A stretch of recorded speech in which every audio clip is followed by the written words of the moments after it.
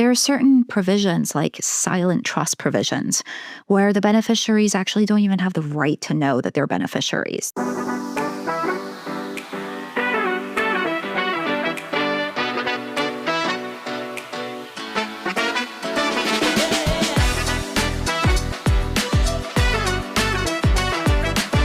All right, what is up, and welcome back, everyone, to another episode of the Practical Planner Podcast. I'm your host, Thomas Kopelman. Here with me is Rhodes, and it's really all about how to modify irrevocable trust. And I think this is a really important episode because I think a lot of people assume that you can't, right? We think, okay, there's revocable, that can be changed, it can be revoked, we can do whatever we want, we can take things out, we can put things in, great, easy to change. And then most people think on the irrevocable side, you set it up, you start it, there's no changes that can happen. And I think as Anne's going to allude to today, that is not true at all. So Anne, super excited to be back with you and kind of chatting on this. But, where do you start this conversation? Obviously, you worked in practice with this. I'm sure people came in and had reasons that they wanted to make changes to their trusts. I know there's kind of a hierarchy of options, best to worst. Where do you start? What is the best option here? Yeah, I think, irrevocable trusts, as you hinted, Thomas, are actually changeable. You just have to know how. And the how is actually usually baked into either the state law or more often into the trust agreement.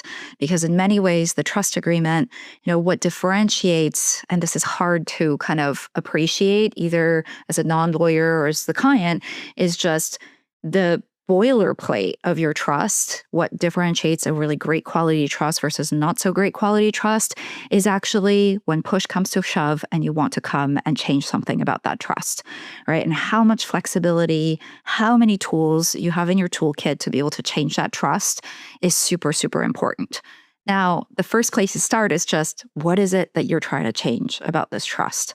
There are certain things that honestly is just table stakes for trust agreements to have and that the lawyer should have thought to put into the agreement. So for example, changing your trustee or appointing a new trustee or some sort of new fiduciary, new role like a trust protector. All of those things should just be like de facto, like there should be a procedure in your trust agreement to be able to achieve something like that. You can imagine that over the course of a trust that has a very long life, trustees come and go. Yeah. We also have things that are smaller, and Thomas, I think that you have clients who are interested in doing this, but just changing what's inside the trust, right? What assets it holds, the asset composition.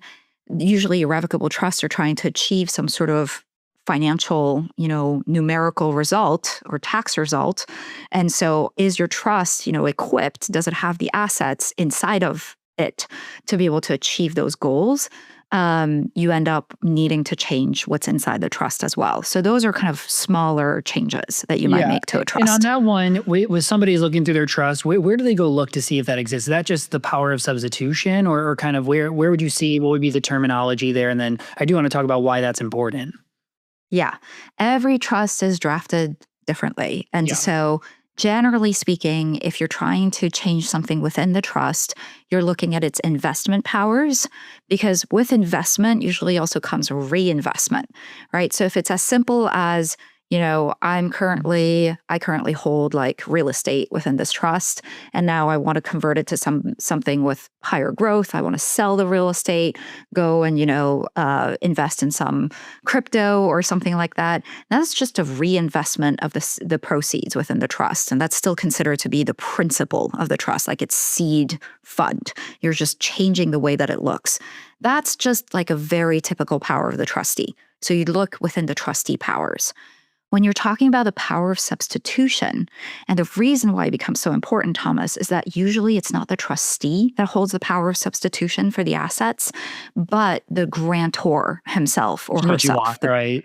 Exactly. So you're actually swapping back with the grantor. You're saying, hey, grantor, you first put real estate into this thing for whatever reason, the trustee, because they have duties to the beneficiaries, duties of loyalty and prudent investment or whatever, they don't feel like they can just go out there and like purchase the asset that you think would be better. And in fact, maybe that asset, like at that level of concentration, is only the grantor who has that. Think of like a startup founder.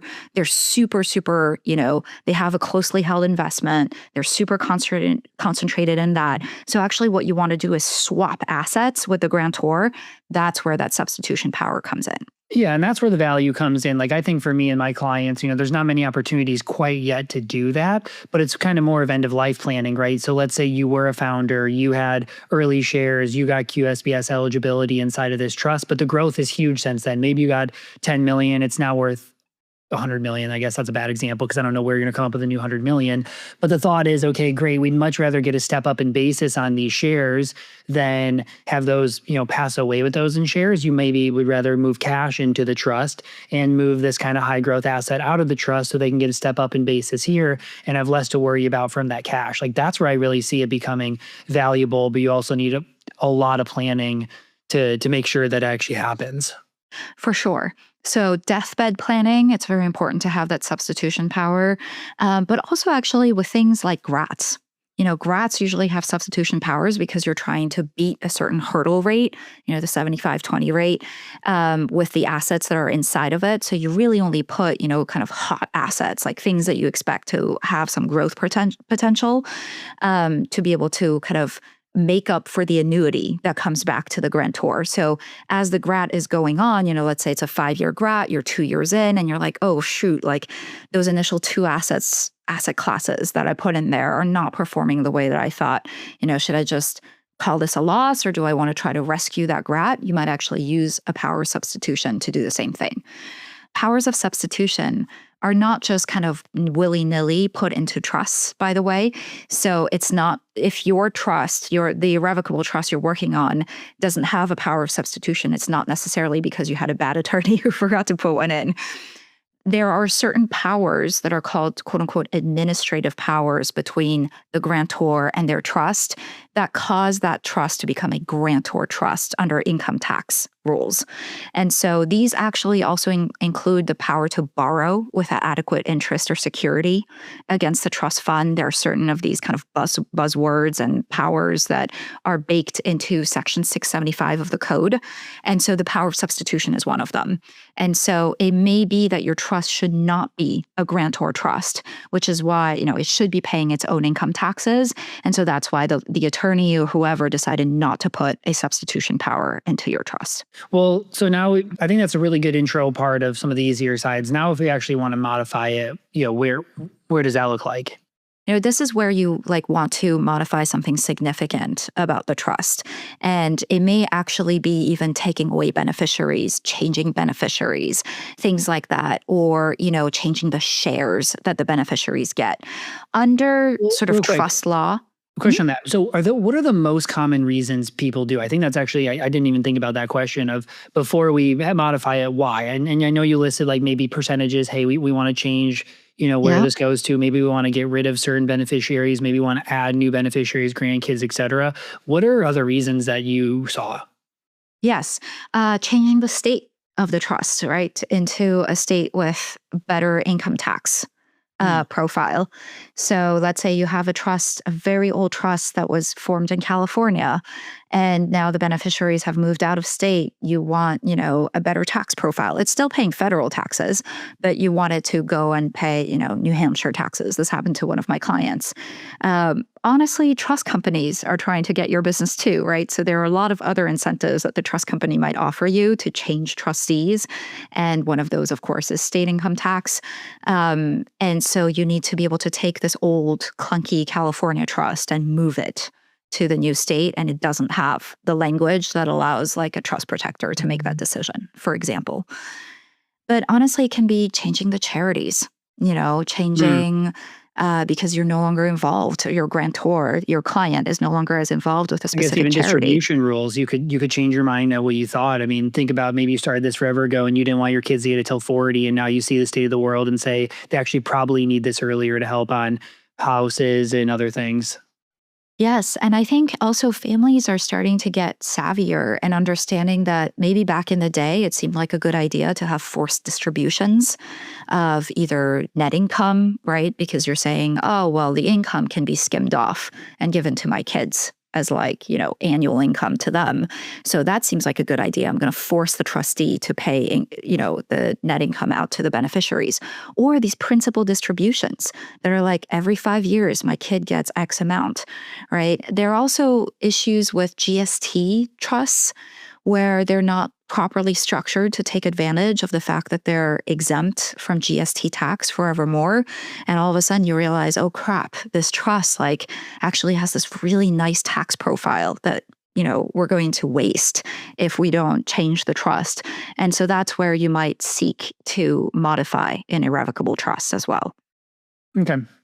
Thank you for going down that tangent for me. I was just trying to think of situations where it would actually warrant changing. Because I think sometimes you have these topics, right? And you, as an advisor, if you haven't thought through them, you're just like, great, it's good to know this, but that doesn't really come up until you actually think about how likely you could or would want to change them. Yes. And so there are different ways. Some are provided, again, by state law. And so the first one that I want to talk about is the non-judicial settlement agreement. Some are provided by your trust agreement. And usually, the state law kind of provides default rules, but your trust agreement can actually also just give additional powers, even if state law doesn't provide for it. But the bottom line for all of these sort of options is that the last resort for you is to go to court, right? So in the name is non-judicial settlement agreement.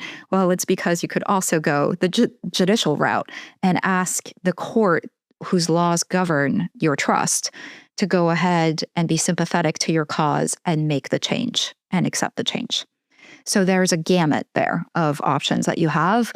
All of these do need an attorney to be involved. This is not kind of like a do-it-yourself thing, because you need to have a really deep understanding not only of the trust agreement, but all the implications of doing that thing so that you're not opening up either the trustee or anybody else to more liability because you've made a significant change to that trust.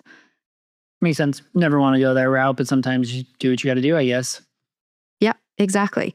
So to my mind, if you have kind of a smaller family or set of beneficiaries, your grantor is still alive, and this was like actually, this is a good thing for the beneficiaries that I'm changing this. And all of them would agree. I had one of these circumstances with a client where actually they were just reshuffling, I think, the shares among beneficiaries and making some changes for tax reasons, like, moving the trust.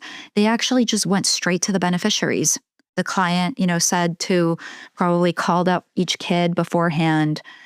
All of them were adults and being like, hey, I'm going to go ahead and make this change. I'm hoping that you can sign off on this. And so this is where you think of like the Murdoch family. I think this was probably the most recent example of a failed non-judicial agreement. Mm-hmm. But the idea there was, patriarch wants to make a change, thinks it's in the best interests of all the family members, thinks, this is a pretty tight-knit group. I don't need to have like everybody on the planet like signing off on this. So I'm just going to go to every single child and ask that they sign off.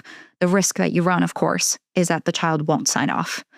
But generally speaking, the client you're working with should have a pretty good sense of how that conversation will go. Yeah. So that you avoid that. Yeah. Okay. That makes sense. Yep. Anything else to add on that one?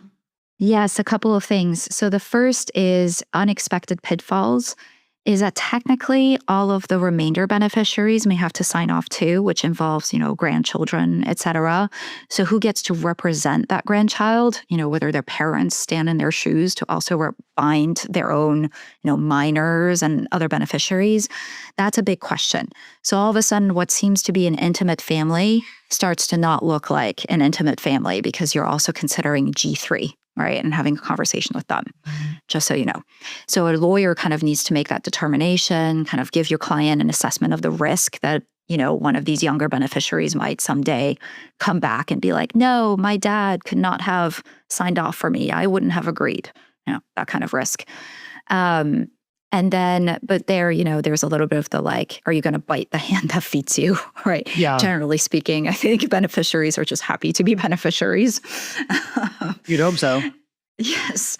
And then the second thing that you need to be aware of is some practitioners, most practitioners, think that if there is actually some beneficiaries' shares are being reduced and some other beneficiaries' shares are being increased, it is actually a taxable gift from those that like first bucket to the second bucket, meaning you're saying effectively by signing off, I agree that my share is going to be less. And so I'm actually making effectively a gift to the other beneficiaries. And that complicates like tax returns and things like that. Yeah. Yeah. You could be using some of your own gifting, et cetera. Yeah, exactly. And then each of the beneficiaries should technically be represented or can be represented by counsel of their own to be able to sign off on something like this. You can just imagine with the really wealthy family, there's like 9 attorneys in a room, each seeing it. Sounds like it'd be a terrible room to be in. Yeah. There's just so much litigation in this area. Like if I have a few clients who are from very wealthy families, and it's like, they've just talked about how many different lawsuits and issues that they've had by managing family trusts. And it's just like, man, you can see how how money definitely creates a lot of issues in families.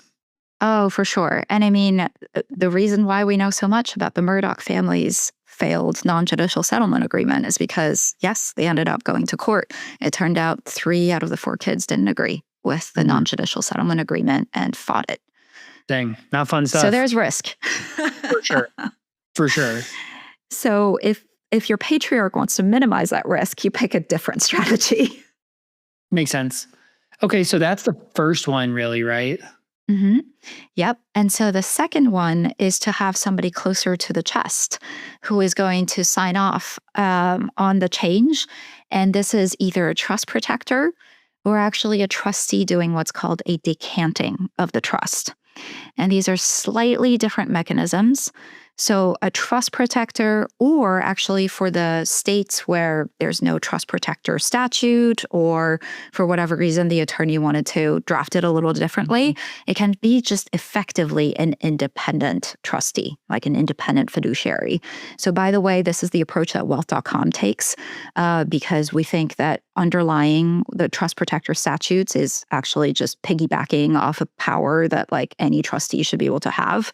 And so that's just call in somebody who's independent from estate tax purposes. So there's no like estate tax inclusion problem, and just have that person make a change. And so usually in the trust agreement, there will be a power for that trust protector to be appointed, number one. And number two, that spells out what kind of modifications that person can have and can make. And so these can't be too broad because then all of a sudden it implicates like the best interests of the beneficiaries. And that's like a fiduciary duty, like concern, right? There's a tension between like a trust protector taking an action that actually reduces the share or like somehow like works against the beneficiaries. Sometimes the grantors want something different for their beneficiaries. And so I have an example of that from private practice. But you can have a trust protector who steps in and let's say, for example, there's a change in law. And all of a sudden, the tax implications to that trust and the beneficiaries is not great anymore. This happens a lot actually in the cross-border context where like beneficiaries move across borders and all of a sudden you see like they're going to be subject to like a huge amount of US income tax or something like that. So you want to, restructure the trust a little bit to make sure that that beneficiary is not going to get hit with those taxes. So you might ask a trust protector to come in and like make some changes there. Makes sense. An example of this was we had a client who, her company is about to IPO, is forming irrevocable grantor trusts in really nice jurisdictions, so like a dynasty trust. And based on the calculations and the roadshow, the numbers from the IPO, I was like, okay, my kids are each going to end up with 40 million. Like, great, that's a good amount of money. And the stock just went bonanza. And each kid ended up with almost like $1 billion or something like that. And that's when the client was like, holy cows, what do I do with something like that? And so you can start using some of those decanting powers and things like that to try to further limit the child's access to their bank accounts, basically, to their trust accounts. Did they try to take shares away or value away from them or just control? So it's just control in that case. It's really, really difficult to truly take things away from a beneficiary. They want to buy girls out of their estate anyways, right? Exactly. no matter what So ended you up form better. different kinds of trusts. You try to, fully utilize, exemption. Actually, that's a pretty typical power, is just to sever trusts and combine and merge trusts as well that are, similarly drafted. So anyway, so this client basically had to go through this whole exercise of like further segmenting their trust. Everybody And into their own individual with different roles. exactly, exactly. Interesting. Yep. And so a lot of paperwork through that. And we actually also had a client who wanted to move states, and their old trusts were not well drafted for that. And so they were able to appoint a trust protector who made a series of different changes to be able to move those trusts to a different state. And so that's another way in which trust protectors come into play. Why would moving be an issue? So if your trust agreement is very poorly drafted, there are ways in, it may not have the provision that allows your trustee to actually even contemplate moving. And so in that case, to make sure that the trustee has a basis to do it, you want to insert that language. The Everything shackles. I kind don't of, think you want to be shackled from a trust to moving I states. That know. would suck.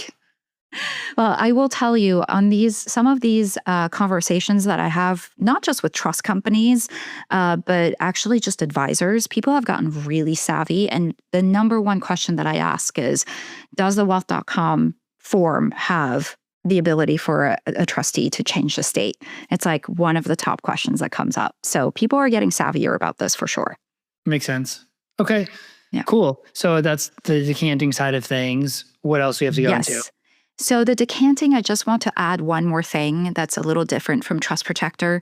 Oftentimes, like the way that a trust protector takes action is basically creating an amendment to your trust. It's just like, here's, 2-3 more pages where I've made changes to like rescue these provisions of the trust. A decanting is actually slightly different, and I just want to mention it. You need to find a trustee who is going to be able to take the trust agreement or state law and say, I have enough here to be able to distribute all the trust principal, not just the income, but all of the entire trust to a completely new trust. So you effectively have the trustee create a trust, which is kind of a weird thing to wrap your head around, so that the grantor is kind of not the grantor anymore. So it's like the trustee created that trust out of nothing, out of whole cloth, by pouring it into a new instrument.